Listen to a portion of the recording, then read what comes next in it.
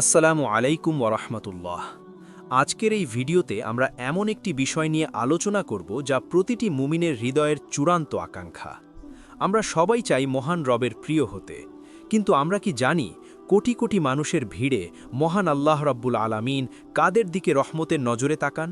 ঠিক কোন গুণগুলো থাকলে একজন সাধারণ মানুষও আল্লাহর ওয়ালি বা বন্ধু হয়ে যেতে পারেন?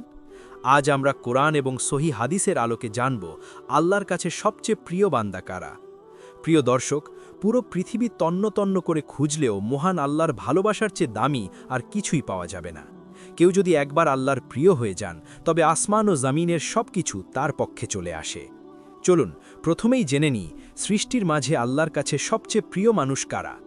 রাসূল সাল্লাল্লাহু আলাইহি ওয়াসাল্লাম বলেছেন, নিশ্চয়ই আল্লাহর কাছে সবচেয়ে প্রিয় সেই ব্যক্তি যে মানুষের জন্য সবচেয়ে বেশি উপকারী। হাদিস নম্বর তাবারানি কাবির ১৩,২৮০।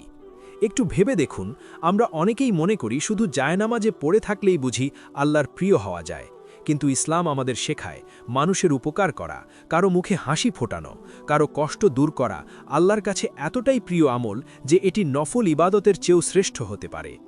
একদিন রসুল সাল্লাল্লাহু আলাইহি ওয়াসাল্লামের কাছে এক ব্যক্তি এসে জিজ্ঞেস করলেন, হে আল্লাহর রসুল সাল্লাল্লাহু আলাইহি ওয়াসাল্লাম, আল্লাহর কাছে সবচেয়ে প্রিয় আমল কোনটি?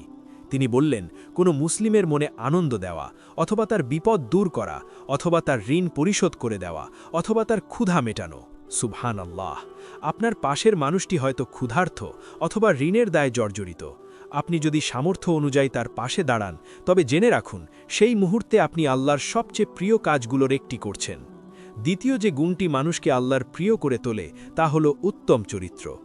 রসুল সাল্লাল্লাহু আলাইহি ওয়াসাল্লাম বলেছেন, তোমাদের মধ্যে আল্লাহর কাছে সেই ব্যক্তিই সবচেয়ে প্রিয় যার চরিত্র সবচেয়ে সুন্দর। হাদিস নম্বর বুখারী ৩৭৫৯।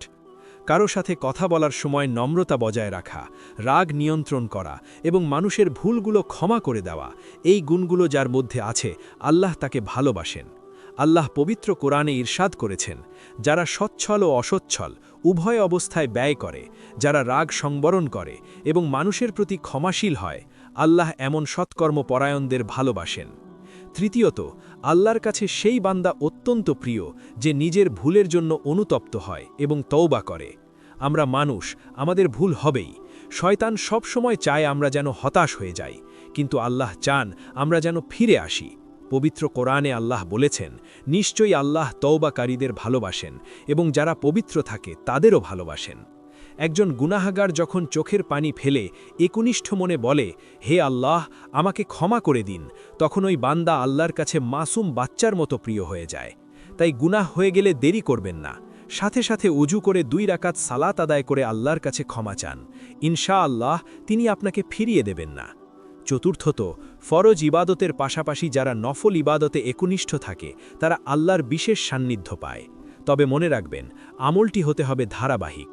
রাসূল সাল্লাল্লাহু আলাইহি ওয়াসাল্লাম বলেছেন, আল্লাহর কাছে সেই আমলটি সবচেয়ে প্রিয় যা নিয়মিত করা হয়, যদিও তা পরিমাণে কম হয়। হাদিস নম্বর বুখারী ৬৪৬৫। ধরুন আপনি প্রতিদিন খুব বেশি নফল পড়তে পারেন না, কিন্তু নিয়মিত 2 রাকাত তাহাজ্জুদ পড়েন বা প্রতিদিন মাত্র 1 পৃষ্ঠা কোরআন তেলাওয়াত করেন। এই অল্প আমলটি যদি আপনি মৃত্যু পর্যন্ত ধরে রাখতে পারেন, তবে এই ধারাবাহিকতাই আপনাকে আল্লাহর প্রিয় বান্দাদের কাতারে শামিল করবে। পঞ্চমত, আল্লাহর কাছে সেই শক্তিশালী মুমিন বেশি প্রিয় যে দুর্বল মুমিনের চেয়ে উত্তম। এখানে শক্তি বলতে শুধু শারীরিক শক্তি নয়, বরং ঈমানের শক্তি, ইলমের শক্তি এবং কর্মক্ষমতাকে বোঝানো হয়েছে। যে মুমিন নিজের কাজ নিজে করে, অন্যের বোঝা হয় না এবং দ্বীনের কাজে সক্রিয় থাকে, আল্লাহ তাকে পছন্দ করেন। প্রিয় ভাই ও বোন, আমরা জানলাম আল্লাহর প্রিয় হওয়ার উপায়গুলো খুব কঠিন কিছু নয়। মানুষের উপকার করা, চরিত্র সুন্দর করা, তওবা করা এবং নিয়মিত আমল করা। আসুন আমরা আজ থেকেই নিয়ত করি, আমরা আমাদের জীবনকে এমনভাবে সাজাবো যেন হাসরের ময়দানে আল্লাহ আমাদের দেখে মুচকি হেসে দেন। আল্লাহ আমাদের সবাইকে তার প্রিয় বান্দা হিসাবে কবুল করুন। আমিন। ভিডিওটি ভালো লাগলে লাইক দিন এবং শেয়ার করে দিন প্রচারে শরিক হন। দেখা হবে পরবর্তী ভিডিওতে। আসসালামু আলাইকুম ওয়া রাহমাতুল্লাহ।